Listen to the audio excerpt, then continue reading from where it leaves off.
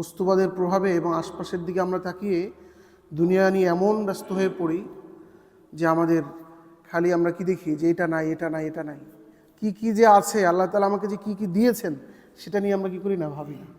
আপনি যখন এইভাবে চিন্তা করবেন, অমুকের বিল্ডিং হয়ে গেল, অমুক বাড়ি করলো, গাড়ি করলো, আমি কিছুই করতে পারলাম না, তখন আপনার মধ্যে কি আসবে? শান্তি আসবে না অশান্তি আসবে?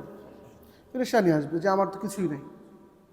আর ওইভাবে চিন্তা করা এটা কোরআনের নির্দেশনাও না, কোরআন নিষেধ করেছে, লা তামুদ্দান্না আইনাইকা ইলা মা মাত্তা'না বিহি আজওয়াজাম মিনহুম যাহরাতাল হায়াতিদ দুনিয়া।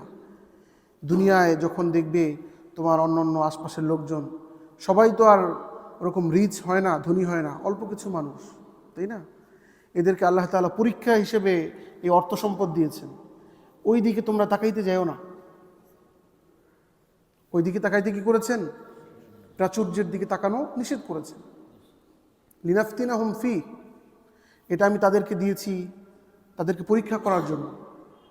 তারা এর কারণে কিয়ামতের দিন কি করতে হবে? তাদের জবাব দিতে হবে কোন খাত থেকে এটা উপার্জন করেছে, কোন কোন খাতে এটাকে ব্যয় করেছে।